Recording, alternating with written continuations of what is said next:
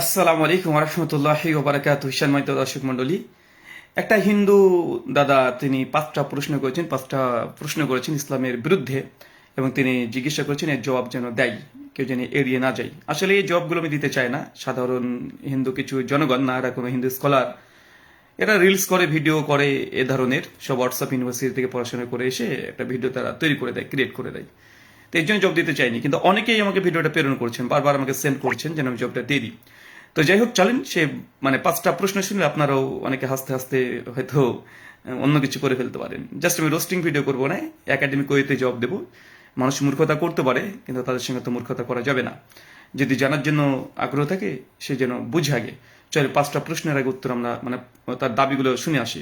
পাঁচটা প্রশ্ন তো আমিও করেছিলাম, উত্তর পেলাম না এখনো। পাঁচটা প্রশ্ন আরেকবার করছি, দম থাকলে কোনো পীরজাদায় উত্তর দেবে। নমস্কার।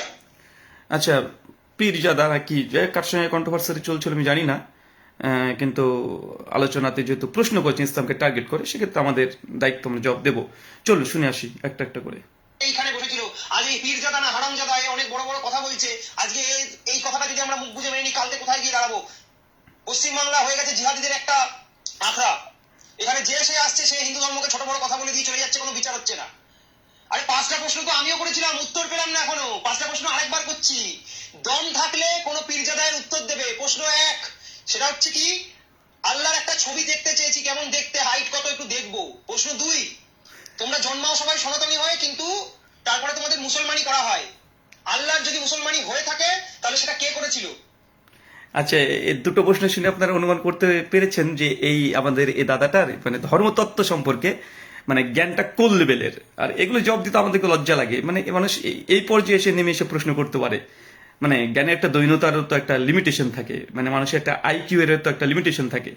তো যাই হোক, ওনার প্রথমত দুটো প্রশ্ন, সে দুটো না আসলে তিনটে প্রশ্ন করে ফেলেছেন, দুটো সিরিয়াল মেনটেন করেছেন। তাই প্রথম প্রশ্ন যে আল্লাহ সুবহানাহু ওয়া তাআলার একটা ছবি দেখতে চেয়েছে। আসলে ইনারা যে কোয়ালিটির, ওনারা সেই কোয়ালিটির ধরে ফেলে সামনে মানুষটাকে প্রশ্ন করে। এটাকে বলা হয় স্ট্রম্যান ফেলাসি। স্ট্রম্যান ফেলাসি কি? প্রতিপক্ষ যে দাবি করে না, সে দাবিকে সামনে রেখে সেটাকে উনি আবার প্রশ্ন করে, তার গোড়ায় গলদ, শুরুতেই ভুল। কেন আমি বলি, ধরেন একটা আনমেরিড একটা বেচালের একটা ছেলে আছে, ছেলেটাকে যদি আপনি বলেন যে বিবাহ করেনি, তাকে বলেন কিরে তোর বউটা কেমন আছে, কিরে বউটাকে মারা ছেড়ে দিয়েছিস নাকি, বউটাকে খুব মারিস না, আচ্ছা তোর ছেলেটার নাম কি জানো, আচ্ছা তোর ছেলে বয়স কত, আচ্ছা তোর ছেলে কোন ক্লাসে পড়ে, ও তোর ছেলে কি। আপনি এই কেন্দ্রিক যদি 1000 প্রশ্ন করেন, একটা ব্যাচেলার অবিবাহিত একটা ছেলে যে বিয়েই করেনি, তো যে বিয়েই করেনি তার আবার সন্তান হবে কিভাবে, তার আবার বউকে পিটাবে বা কিভাবে? তো এটাকে বলা হয় এক ধরনের স্টেমান ফেলাসি। সামনের মানুষটাকে সম্পর্কে নিজে একটা ভুল ধারণার মধ্যে অজ্ঞতার মাধ্যমে ধরে নিয়েছে, ধরে নেওয়ার পরে সে 50টা প্রশ্ন করছে। তো যদি পরে 50টা প্রশ্ন করে, কিন্তু মূল যে ধারণা, কনসেপ্টকে সামনে রেখে প্রশ্ন করছে, সে ধারণাটা যদি ভুল হয়, ফলস হয়, তাহলে তার 50টা প্রশ্নই হবে ফেলাসি।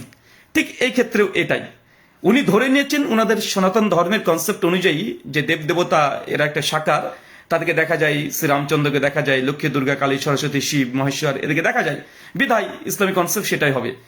কিন্তু ইসলামিক কনসেপ্ট সেটা নয়। আল্লাহ সুবহানাহু ওয়া তাআলা তিনি হচ্ছেন স্রষ্টা, আর আমরা যে সৃষ্টি, এই স্রষ্টা আর সৃষ্টির পার্থক্য আমাদের সনাতনী দাদারা বুঝে না, কারণ তারা প্যাগানিজম কনসেপ্ট নিয়ে তারা সবসময় চলাচল করে। শোনেন, ওনারা যে ঈশ্বর বা দেবতাকে দেখার কথা বলছে না, যে আমরা তো শ্রীকৃষ্ণকে দেখেছি, আমরা রামচন্দ্রকে দেখেছি। দাদা একটু ভালো করে ধর্মতত্ত্ব পড়ে আসবেন। শ্রীকৃষ্ণ বা রামচন্দ্র এরা পরম ব্রহ্ম নয়। আমি যদি আপনাদের প্রশ্ন করি যে আপনাদের গোটা হিন্দুইজমে 33 কোটি দেবতা বা 33 প্রকার যেটাই বলেন, এই 33 কোটি বা 33 প্রকার যেটাই আপনি বলেন না কেন, পরম ব্রহ্ম যিনি, তার একটা ছবি দেখাতে পারবেন? তার একটা ছবি আছে? এই পরম ব্রহ্ম, নট ব্রহ্মা, চার মাথাওয়ালা ব্রহ্মা নয়, যে মেয়েকে পিস পিস পিস পিস মেয়ের সঙ্গে কি করেছিল আপনারা সকলেই জানেন। ওই ব্রহ্মা নয়, পরম ব্রহ্ম যিনি সুপ্রিম গড অফ হিন্দুইজম। এই পরম ব্রহ্মার কোনো ছবি আছে, কোনো প্রতিমূর্তি আছে? আর সনাতন ধর্ম অনুযায়ী এটাই, যিনি পরম ব্রহ্ম তার কোনো ছবি নেই, আজ পর্যন্ত কোনো মূর্তিকে তৈরি করেনি। কেন? পরম ব্রহ্মের কোনো আকার তারা দেয় না। আর আপনি রাম কৃষ্ণ যেগুলোকে দেখছেন, এরা হচ্ছে অবতার, এক একটা অবতার, এরা হচ্ছে এক একটা দেবতা। তো দেবতাদের আপনারা মূর্তি আপনাদের কাছে আছে, কিন্তু সুপ্রিম গড যিনি আছেন, পরমাত্মা পরম ব্রহ্ম, তার কোনো মূর্তি নেই। এর জন্য বেদ বলছে নাতাস্তি প্রতিমা আস্থি, যিনি সর্বশক্তিমান পরম ব্রহ্ম, তার কোনো স্বরূপ কিছুই নেই, তার অনুরূপ কিছুই নেই, তো মূর্তি তৈরি করবেন কিভাবে? আর গডের মূর্তি তৈরি করা বা গডকে আপনারা যে বলছেন কৃষ্ণার যে চেহারাটা, রামের যে চেহারাটা, এটাকে গড বলছেন। আচ্ছা, গড বলতে আপনি কি বুঝেন? যিনি গড হবেন তিনি হচ্ছেন আনলিমিটেড। যখন তাকে আপনি মূর্তির মধ্যে সীমাবদ্ধ করতে চেষ্টা করছেন, তখন সে লিমিটেড পার্সন হয়ে গেল। আনলিমিটেড কোনো জিনিস কখনো লিমিটেড হতে পারে না, আর যদি হয় সে গড নয়, কারণ গড হচ্ছে আনলিমিটেড পার্সন, ইনফিনাইট। আর যখন ইনফিনাইটকে ফাইনাইট করবেন সে গড নয়। তাই যে দেবতাদের ছবি দেখছেন, এই ছবিগুলো কি? এগুলোর দ্বারা গডকে, মানে এতে যে গড নয়, নিজে ঈশ্বর নয়, এটা তার প্রমাণ বহন করে। আল্লাহ সুবহানাহু ওয়া তাআলা তিনি হচ্ছেন সুপ্রিম গড। ইসলামে একজনই ঈশ্বর কনসেপ্ট বিশ্বাস করি, তার সাদৃশ্য কোনো কিছুই নেই। তাই তার ছবি দেখতে চাওয়া এটা মূর্খতা ছাড়া কিছুই নেই। আসলে এটা হিন্দু ধর্মতত্ত্ব জানে না। পরম ব্রহ্ম যিনি আছেন তার যে কোনো মূর্তি হয় না, তার যে মূর্তি আজ পর্যন্ত কেউ তৈরি করেনি, পরম ব্রহ্ম যিনি। আর শ্রীকৃষ্ণ দেখছেন এরা হচ্ছেন অবতার বা বিষ্ণুদেবের অবতার। এরা সবগুলো এক একজন দেবতা। দেবতা আর পরম ব্রহ্মর মধ্যে পার্থক্য আছে। এই আমাদের অজ্ঞ এই সনাতনী দাদারা নিজেদের হিন্দু থিওলজিটা বুঝে না। না বুঝার কারণে মূর্খতার সাগরে নিজে ডুবে সামনে মানুষকে আরো 10টা প্রশ্ন করবে এবং মনে করবে নিজেকে অনেক বড় জ্ঞানী। আসলে গডের কনসেপ্ট আগে বোঝা উচিত। 2 নম্বর তিনি বলছেন যে আল্লাহ সুবহানাহু ওয়া তাআলা প্রত্যেক মানুষ নাকি জন্ম করে সনাতনী হয়ে তারপরে নাকি তাদেরকে লিঙ্গ কেটে নাকি কি করতে হয়, মুসলমান হতে হয়। মানে এটা এত মূর্খতা সুলভ প্রশ্ন এদের, মানে এত জাহালাত, অজ্ঞতা, জ্ঞানের দৈনতা, আমরা অবাক হই, সত্যি অবাক হই যেরকম প্রশ্ন কেউ মানুষ করতে পারে। আরে মুসলমান প্রত্যেক জন কেউ যদি মুসলমানি নাও দেয়, তারপরেও যদি ইসলামী আকিদা, আমল, বিশ্বাস, থিওলজিক্যালি এবং মোরালিটি যেগুলো আছে, ইসলামের যে প্যারাডাইম আছে, এটাকে যদি ফলো করে তারপরে সে মুসলিম হতে পারবে। মুসলমানি দেওয়া বা চমড়ার অগ্রভাগকে কেটে দেওয়া এটা ইসলামের একটা জাস্ট রীতি, এটা জাস্ট একটা রীতি। আরে এটা তো খ্রিস্টানরাও করে, এটা খ্রিস্টানরা করে না, অনেক ইহুদিরা করে। তো যদি মুসলমানি দিয়ে যদি মুসলমান হয়, তো খ্রিস্টানদেরকে মুসলমান বলবেন নাকি ইহুদিদেরকে মুসলমান বলবেন? আচ্ছা, একটা আমি দেখাই, খতনা করা বিষয়টা একটা দেখাই, তাহলে আপনারা ভালো করে বুঝতে পারবেন। মানে এরা হচ্ছে অজ্ঞতা, ইসলাম সম্পর্কে ন্যূনতম ধারণা নেই যে ইসলামে খতনা করার পরে মুসলমান হয়। মানে মূর্খতা কোথা থেকে যে পেয়েছে, কোথায় পেয়েছেন দাদা আপনারা যে মুসলমানি করার পরে তারা মুসলিম হয়, তাছাড়া মুসলিম হতে পারে না? এটা আপনাদের মূর্খতা। আর এই মূর্খতাকে বেস করে আপনার ইসলামকে প্রশ্ন করেন, নিজেদের অজ্ঞতাকে বেস করে। এটা তো আমরা খুব কষ্ট পাই যে আপনাদের জ্ঞানের দৈনতা মানে এত নিম্ন লেভেলের। আচ্ছা, আমি একটু দেখাবো একটা। আচ্ছা, জি দেখেন তো এটাকে চিনতে পারেন কিনা, আমি একটু দেখাই। মুসলমানি দেওয়া। আচ্ছা, আমাদের মহাদেবের কথা তো মনে আছে আপনাদের, মহাদেব শিব। আচ্ছা, শিবের এটা কামাখ্যাই আসামে কামাখ্যাই শিবের একটা লিঙ্গের ছবি দেওয়া আছে। দেখেন তো এই লিঙ্গটাকে চিনতে পারছেন কি? আচ্ছা, শিবের লিঙ্গ এরকম অগ্রভাগ ছেদন করা মুসলমানি দেওয়ার মতো কি ব্যাপার দাদা? একটু দেখবেন, দেখে একটু মানে আমাকে একটু জানাবেন যে শিবের যে কামাখ্যা যে লিঙ্গটা ছবি দেওয়া আছে, এই লিঙ্গটা মুসলমানদের কাটোয়া, বুঝতে পারলেন? এই কাটোয়া কেন? তো এটা একটু দেখবেন, আপনাদের কাছে অনুরোধ। আচ্ছা, দ্বিতীয় বিষয় হচ্ছে মুসলমান দেওয়ার পরে সে মুসলমান হয়, এটা সম্পূর্ণ আমাদের হিন্দু দাদাদের ভুল একটা কনসেপ্ট। ইসলামিক কনসেপ্টে বিশ্বাস করে না। আর 2, আল্লাহ সুবহানাহু ওয়া তাআলা কে খতনা দিয়েছে, মুসলমান দিয়েছেন, সার্কামসিশন করেছে, মানে এটা কতটা জাহালাত। পরম ব্রহ্ম যিনি, তিনি তার কোনো সাদৃশ্য নেই। তো যিনি সুপার এন্টিটি, তাকে কে মানে খতনা করছে, প্রশ্ন করাটাই মূর্খতা। যেমন একটা ব্যাচেলার ছেলেকে যদি বলা হয় যে বউকে পিটানো ছেড়ে দিয়েছিস, তুই বউকে খুব মারিস না, এটা যেমন অজ্ঞতামূলক একটা প্রশ্ন, ঠিক এই প্রশ্নটা সেম একই জিনিস। আচ্ছা, চলেন তৃতীয় একটা প্রশ্ন। এগুলো ডিটেল আর একাডেমিক্যালি জবাব দেওয়া যায়, কিন্তু এরা সব রিলস করতে ব্যস্ত, অত গভীর আলোচনা, তাত্ত্বিক আলোচনা, থিওলজিক্যালি এগুলো বুঝবে না। তো চলুন আমি আর একটু জানাই। প্রশ্ন 3, তাকিয়া। এই শব্দগুলির মাধ্যমে তোমাদের ধর্মাচরণের মাধ্যমে যেই মিথ্যে পরিচয় দেওয়ার একটা প্রবৃত্তি রয়েছে, এটা তোমরা কোন কোন ক্ষেত্রে করো? লাভ জিহাদের জন্য করার কথা কি লেখা ছিল ধর্মগ্রন্থে? প্রশ্ন 3, তোমার আল্লাহ যখন প্রশ্ন 3 এর পরে প্রশ্ন 3 হয় না দাদা, প্রশ্ন 4 হয়। আচ্ছা, যাই হোক, উনি যে প্রশ্নটা করেছেন তাকিয়া ইসলাম ধর্মে কোথায় আছে, এবার তাকে ইসলামিক অনুমোদিত নয়। ভালো করে ইসলাম সম্পর্কে জেনে রাখো, এটা তো তোমাদের সনাতনীদের মিথ্যা ইসলামের বিরুদ্ধে মানে ষড়যন্ত্র, এগুলো মানে কোনোটাই বৈধ নয়। চলেন, তাকিয়া আছে তবে ইসলামে নয়, সনাতন ধর্ম আছে। ওই আমি দেখাচ্ছি একটু তাকিয়াটা, তাকিয়াটা আমি দেখিয়ে দিই। আচ্ছা, ওকে, হ্যাঁ আমি তাকিয়াটা একটু দেখিয়ে দিই। এই যে তাকিয়া মানে মিথ্যা কথা বলা, মিথ্যা প্রচার করা ধর্ম প্রচারের জন্য, এটা ইসলামে নেই। এটা হিন্দুদের মিথ্যা একটা অভিযোগ, আর এই অভিযোগটাকে রিলস দেখে দেখে শুনেছি, হিন্দি রিলস দেখে এখন বাংলাদেশে পড়াচ্ছে। চলেন আমি দেখাই কোথায় আছে, হিন্দু ধর্মে আছে, দেখেন ভালো করে দেখে নেবেন। এটা আমি যেটা দেখাচ্ছি ভাগবত পুরাণ স্কন্দ 8 অধ্যায় 19 শ্লোক সংখ্যা 43। কি বলছেন দেখেন, এখানে বলছেন, আপনারা এখানে দেখে নিতে পারেন, আমি পুরোটাই এখানে স্ক্রিনে করা আছে। কি বলা আছে দেখেন, হিন্দুরা কোথায় কোথায় মিথ্যা কথা বলতে পারবে। প্রথম বলছে স্ত্রীলোক বশীভূত করলে পরিহাস, মানে কোন কোন সময় মিথ্যা কথা বলতে পারবেন। এক, কাউকে পরিহাস ঠাট্টা বিদ্রুপ করে মিথ্যা কথা বলতে পারবেন, হ্যাঁ হিন্দু ধর্মে এটা গোনাহ নয়, পাপ নয়। দুই, বিবাহে, হ্যাঁ এটা হচ্ছে তাকিয়া, এটা হচ্ছে তোমাদের লাভ জিহাদ, ভাগুয়া ট্র্যাপিং, মিথ্যা কথা বলে মুসলিম নারীদের সামনে গিয়ে মুসলিম পরিচয় দিয়ে বিবাহ করা, এটা হিন্দু ধর্মের শিক্ষা, এটা ইসলামের শিক্ষা নাই।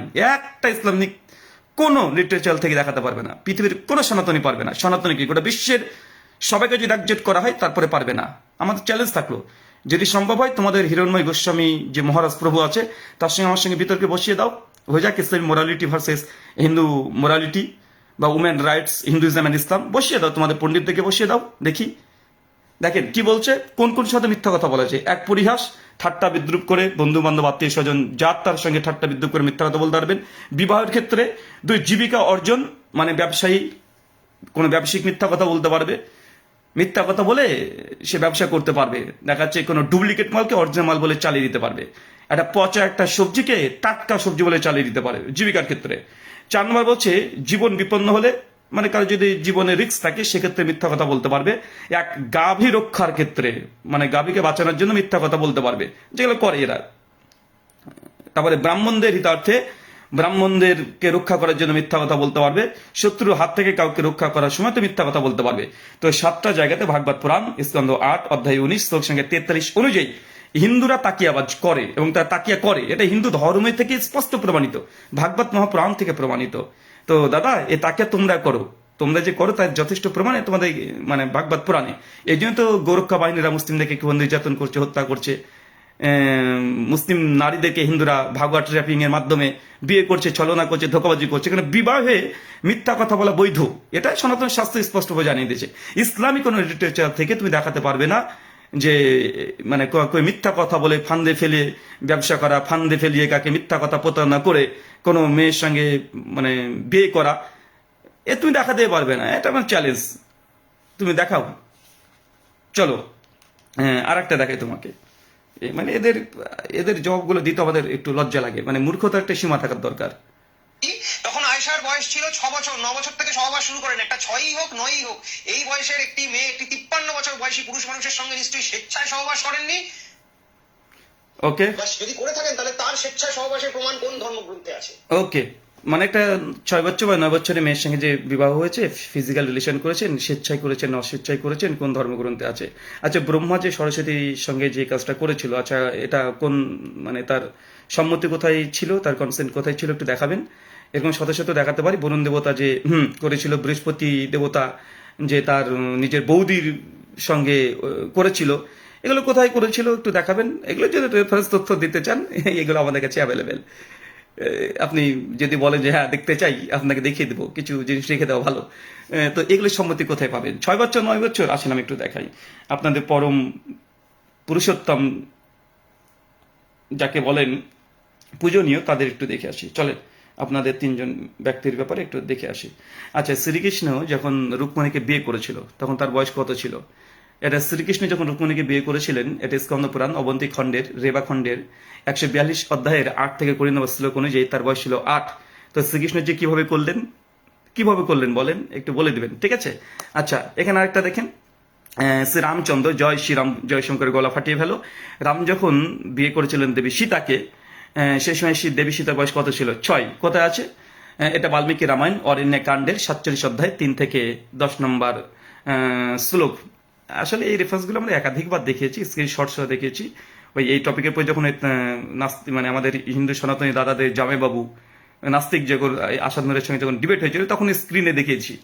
আচ্ছা, আরো অনেক আছে। যখন মহাদেব শিব, যার লিঙ্গর কথা একটু আগে বললাম, তো মহাদেব শিব যখন বিয়ে করেছিল পার্বতীকে তখন তার বয়স ছিল কত? মাত্র 8। শিবপুরাণ রুদ্র সংহিতার পার্বতী খণ্ডের 11 অধ্যায়ের 1 থেকে 2 নম্বর শ্লোক। এগুলো স্পষ্ট প্রমাণ, এগুলো কতবার দেখাবো। কিন্তু এই যারা মানে কানটাকে বন্ধ রেখে অন্য কারোর প্রতি অভিযোগ করে, এরা কি জানি নিজের শাস্ত্র জ্ঞান কিছুই নেই, অথচ ইসলামকে টার্গেট করে প্রশ্ন করছে। আমি 5টা প্রশ্ন করেছি, যাতে একটু একাডেমিক্যালি প্রশ্ন করেন, ভদ্রভাবে মার্জিতভাবে প্রশ্ন করেন। আর যদি ধর্ম মানে কোন ধর্ম বেটার এটা নিয়ে আলোচনা করতে হয়, আপনাদের অনেক পণ্ডিত আছেন, বসিয়ে দেন আমাদের সঙ্গে, সমস্যা কি? বসিয়ে দেন। আপনাদের হিরণময় গোস্বামী আছে, ওই যে অসীম অসীম আছে, তার সঙ্গে বসিয়ে দেন। আরও তো অনেকজন কীর্তনীয় ধর্ম উচ্চার করে, তার সঙ্গে বসিয়ে দেন, দেখি আমরা আলোচনা করি, সমস্যা কোথায়? চলেন দেখি আরেকটা মূর্খতা। আচ্ছা, আর একটা প্রশ্ন তার আছে। আমার প্রশ্ন নম্বর 5, এই হালালা প্রথাটা কে প্রথম চালু করেছিল? এটা একটু বলবে তো আমাকে। যদি দম থাকে তাহলে উত্তর দেবে, আর তা না হলে কাপুরুষের মতন এই ভিডিওটাকে অ্যাভয়েড করে চলে যাও। আচ্ছা, তোমার যে দম থাকে, আমি যে রেফারেন্সগুলো দিলাম সেই রেফারেন্সগুলো ভুল প্রমাণ করে দেখাবে, হিন্দু সনাতন ধর্মের, ঠিক আছে, এগুলোকে ভুল প্রমাণ করে দেখাবে। আর দ্বিতীয় ব্যাপার, যে হালালা প্রথা কে চালু করেছিল, চালু করেছিল তো মহাভারত থেকে পাওয়া যায়। নামগুলো বলতে হবে নাকি? হালালা মানে কে কে কাকে করেছিল, কে মানে কোন দেবতা কার উপরে উঠেছিল, এগুলো খুলে খুলে দেখাতে হবে। মানে এগুলো ফেসবুকও তো মানে সাপোর্ট করবে না, ফেসবুক হয়তো ভায়োলেশন দিয়ে দিবে, সেক্সুয়াল ভায়োলেশন দিয়ে দিবে। তো এরকম যদি দেবদেবতাদের যদি একটু হালালা দেখাতে চাই, আমরা অনেক করে দেখিয়ে দিতে পারবো কে কাকে হালালা করেছিল। মনে আছে তো, এই যে 5 ভাই আর একজন বউ, দ্রৌপদী আছে না, 5 ভাই, এগুলো কি? এগুলো তো জানা কথা, তাই না? হ্যাঁ, মায়ের মায়ের কথা রাখতে গিয়ে সব কাজগুলো করেছিল। তো এগুলো যদি ঐতিহাসিকভাবে দেখতে যাই আর হিন্দু লিটারেচারগুলোকে যদি আমরা অথেন্টিক ধরে নিই, তো পৃথিবীর বুকে প্রথম এই কাজগুলো কে করেছিল? ব্রহ্মাদেব, তিনি তার মেয়ের কাছে চলে গিয়েছিলেন। এগুলো কি সব? এগুলো বৃহস্পতি দেবতার কথা পাওয়া যায়, চন্দ্র দেবতার কথা পাওয়া যায়। সূর্য কোন থেকে কিভাবে প্রেগনেন্ট করেছিল জানা আছে তো নাকি? সূর্য কোন থেকে কিভাবে প্রেগনেন্ট করেছিল, কুন্তি যখন বর চেয়েছিল, কিভাবে সূর্য দেবতা নেমে এসে তাকে রেপ করেছিল, এগুলো বলতে হবে। আচ্ছা, এগুলো যদি বলতে হয় বলবো, মানে ভিডিওটা অনেক লম্বা হয়ে যাচ্ছে তো। তো আমি জাস্ট এগুলো তথ্যগুলো জানালাম, ঘটনাগুলো জানালাম। এগুলো যদি প্রমাণ সহ স্ক্রিন দিয়ে আলোচনা করতে হলে আমাকে একাডেমিক্যালি ভিডিও বানাতে হবে, তৈরি করতে হবে, যার সময় এখন বর্তমান হাতে নেই। রমজান মাস, রোজার মাসের পর থেকে ফ্রি থাকবো, তখন এগুলো হয়তো একাডেমিক্যালি আলোচনা করবি। এখন জাস্ট লাইভে এসে এই কথাগুলো বললাম। তো সম্মানিত দর্শক মন্ডলী এবং হিন্দু দাতাকে বলি, শোনে, ইসলামকে টার্গেট করে যখন কোনো প্রশ্ন করবেন, একটু বুদ্ধিটা মাথায় রাখবেন। মানে আমি জানি আপনারা গৌকে মাতা বলেন, আপনারা গরুর বাচ্চা, জানি সুর আপনাদের ভগবান, সুর বলতে ওই যে বরাহ অবতার, তো আপনারা সেদিক থেকে বরাহ নন্দন, এগুলো আমরা জানি। তো কিন্তু ওই আচরণটা যেন একটু অন্তত মানুষের মতো করেন। মেটাফরিক্যালি যদি কাউকে সব মানেন ঠিক আছে, কিন্তু যখন প্রশ্ন করবেন ধর্মতত্ত্ব নিয়ে, একটু একাডেমিক হওয়ার চেষ্টা করেন। ওই মূর্খর মতো ওই বুদবুদ পান্ডে একটা আছে, খুশবু পান্ডে, আর কিছু হিন্দি মানে রিলস দেখে দেখে দেখে দেখে এরা এসে বাংলাতে এসব প্রশ্নগুলো করছে। মানে ননসেন্স, না ধর্ম জানে, না এরা থিওলজি জানে, না ফিলোসফি বুঝে, না কিচ্ছু বুঝে। এটা টুক করে একটা মানে এদের অধিকাংশ প্রশ্নগুলো দেখবেন ইসলামকে নিয়ে সে আগে একটা নিজের ব্রেন একটা ভুল ধারণা গুজে রেখেছে হোয়াটসঅ্যাপ ইউনিভার্সিটি থেকে তথ্য পেয়ে, তারপরে সেটাকে নিয়ে আর একটা প্রশ্ন করছে। ওই যে বলেছি যে অবিবাহিত ছেলেকে বউ কেমন আছে, কি খায়, কি পরে, তার ছেলে কেমন, প্রশ্ন করা, ঠিক তাদের মানে এটাই হয়। আরে এটা আসলে হওয়াটা অস্বাভাবিক কিছু নাই।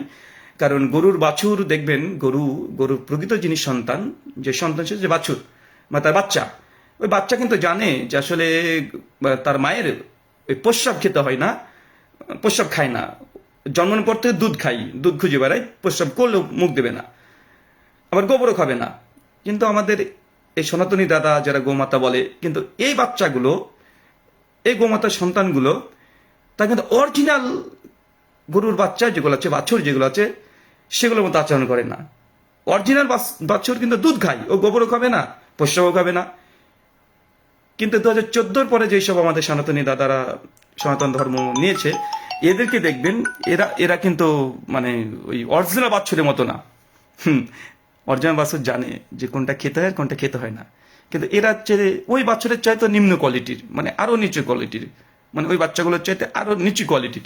তবে হ্যাঁ, বরাহ নন্দন যেটা, বরাহ হচ্ছে শুয়োর, উনি একজন অবতার, বিষ্ণুর অবতার বরাহ। শুয়োর কিন্তু সবসময় দেখবেন ওকে যতই ভালো খাবার দেন, যাই ভালো খাবার দেন, ঘুরে ফিরে ওই গুটাই খাবে, নোংরা জিনিসটাই খাবে।